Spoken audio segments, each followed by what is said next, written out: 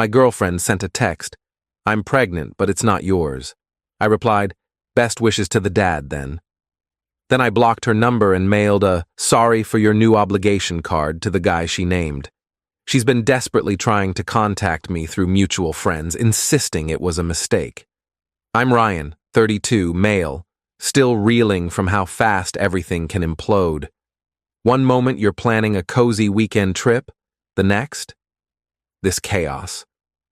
It was Monday morning, around 10 a.m. I was in a work meeting, phone on silent, when it vibrated.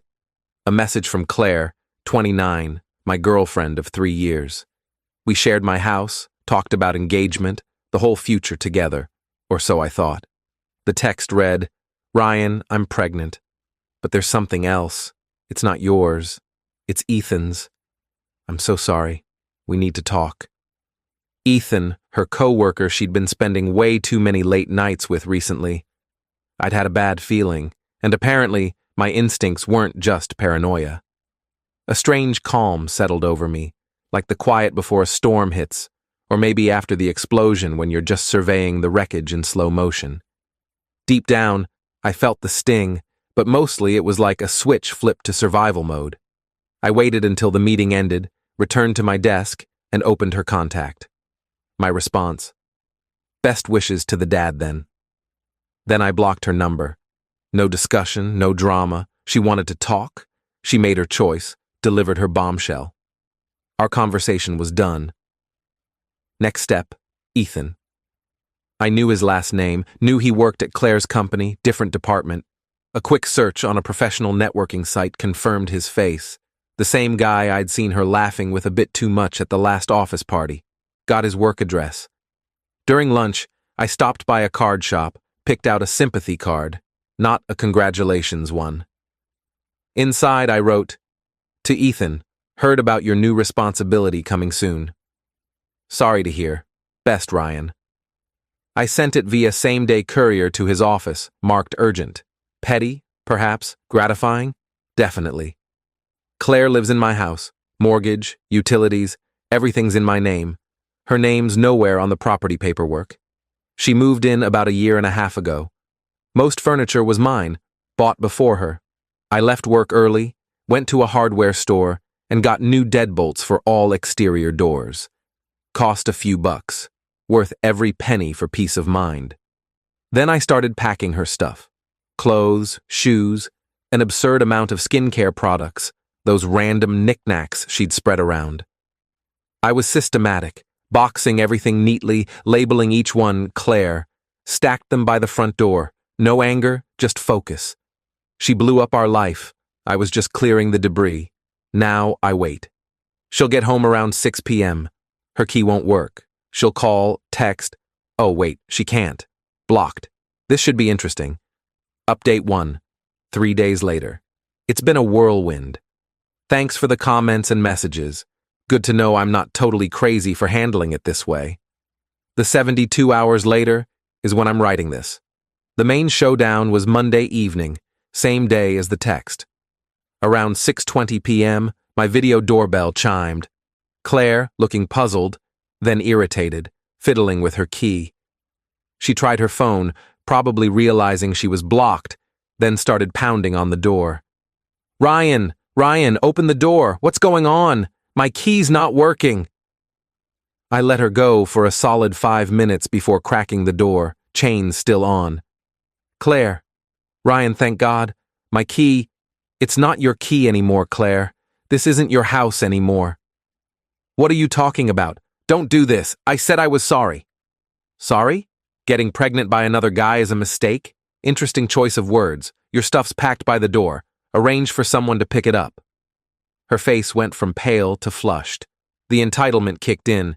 You can't just kick me out. I live here. I have rights. Actually, you don't. Your name's not on the mortgage, lease, or any bills. You were a guest, and your stay's done. Locks are changed. Her phone rang, and she glanced at it, panic flashing. Probably Ethan. Perfect. My card must have arrived. Ethan just called, freaking out. What did you do? His coworkers are giving him weird looks. Something got delivered. Just sent my best wishes to the new dad-to-be via courier. Seemed urgent. You're a jerk, Ryan. This isn't fair. I made a mistake, okay? A big one. I still love you. Love? That's what you call this? Your version's pretty loose. Arrange to get your stuff. Email me a time. You'll get a 30-minute window. She started crying. Real tears or crocodile tears. Who cares? Where am I supposed to go? I have nowhere. I hear Ethan's got new responsibilities. Maybe he can help. I closed the door. The banging went on for a bit, then stopped. She must have given up. An hour later, emails started from a new address. First, pleading, I screwed up. I'm so sorry. Can we talk? Then demanding, you owe me. I made this house a home. I put effort into it. She picked out one throw pillow and a soap dispenser. Impressive. Blocked the email. Then her best friend, Sarah, started texting. Ryan, Claire's a wreck. You can't just toss her out, she's pregnant. Her condition's not my problem, Sarah. She made choices. It was a mistake. She loves you. Ethan was a moment of weakness. You two were great together. Not great enough. Her stuff's ready for pickup. You're being heartless. She needs you. She needs to talk to the father for support. I'm done. Blocked Sarah. Now Claire's mom, Linda, is leaving voicemails on my work phone, which I'm ignoring. Ryan, this isn't you. Claire's devastated. She's pregnant, for God's sake. Show some compassion. She needs her stuff and a place to stay until she figures things out. The entitlement is unreal. They think I'm supposed to just accept this? Raise another man's kid because of her mistake? The nerve. Claire emailed from another new address, demanding I pay for a hotel and compensation for the emotional investment in our relationship. The internet's warped some minds, marked as spam. Boxes are still by the door, waiting. Update 2, 1 week later. This week's been a showcase of escalating entitlement and manipulation attempts. Almost admirable if it wasn't so sad. The boxes, after a flood of increasingly desperate emails from new accounts, all now auto-sent to spam, Claire finally sent Sarah to pick them up last Wednesday at 2 p.m. I agreed. Sarah showed up looking like she'd eaten something sour. No, Claire, she was too upset to come. Right. She expects you to help load these into my car. She can expect whatever she wants. The deal was pickup. They're here. My job ends at the door.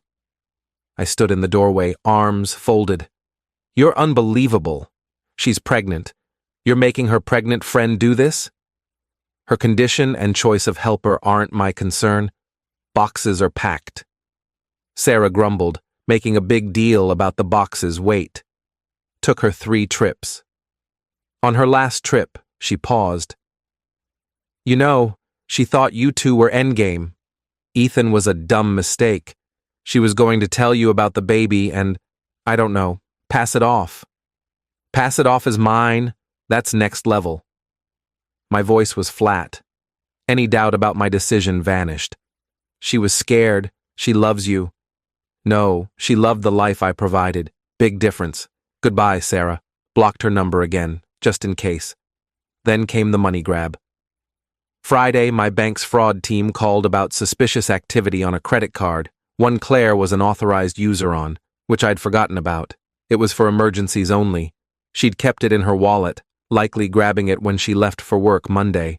She tried booking a week at a high-end downtown hotel and ordering a $1,400 designer purse online. Bank flagged it, declined the charges, and I confirmed they were unauthorized. Card canceled, account secured. Bullet dodged. It showed her mindset. She's not just looking for a couch to crash on. She's trying to keep up her lifestyle. The sympathy card fallout. Heard through a neutral mutual friend that Ethan's livid, not just at Claire, but at the office-wide drama. Turns out he's married. Oof. Claire left that part out, so she wasn't just cheating on me, she was the side piece. Layers on layers. The card caused a blow-up. His wife found out, and it's chaos. Not my chaos, though. Claire's mom, Linda, has ramped up, sending tearful voicemails and certified letters demanding I do the right thing and support Claire in her time of need. The letters go on about the years Claire gave me, how I'm abandoning her and an innocent child. She skips over whose kid it is. I'm saving the letters unopened for my lawyer if needed. The latest stunt. Yesterday, 2 cops showed up. Claire filed a report claiming I stole her property, a pricey laptop and family jewelry. I invited them in, showed the boxes Sarah picked up, and shared photos I'd taken of them beforehand. Explained the situation. She cheated, got pregnant by another guy. I ended it, changed the locks, packed her stuff. The laptop? I had the receipt, bought 2 years before meeting her. My name, my card. The jewelry? I packed everything I saw. If there were heirlooms, she should have secured them before blowing up our lives. The officers were professional, saw this was a messy breakup, not theft, took my statement, and left. Claire probably hoped they'd force me to let her back in or pay her off. No dice. This isn't about a mistake anymore.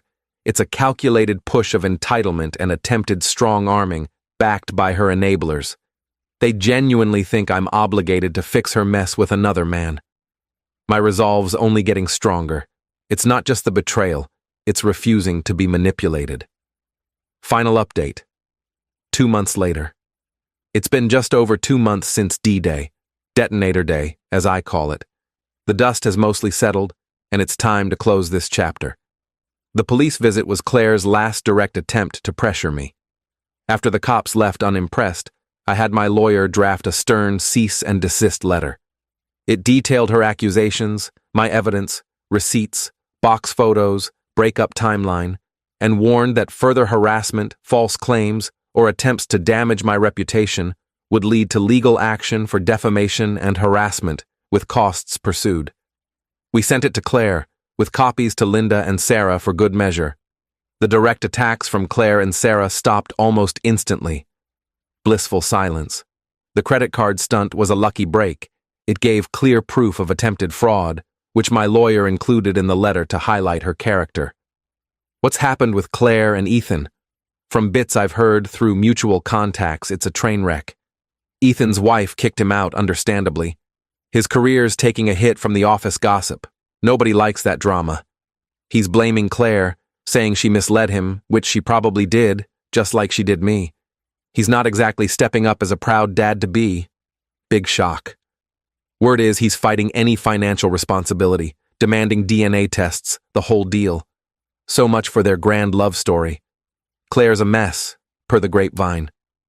After Sarah couldn't keep her long-term, apparently Claire was a demanding guest, expecting to be catered to while contributing nothing. She had to move back in with her parents. She's miserable, blaming me, Ethan, everyone but herself. Zero introspection. The entitlements baked in.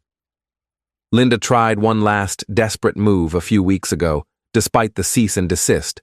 She called my office, lied to the receptionist claiming to be from my credit union, then launched into a sob story when I picked up.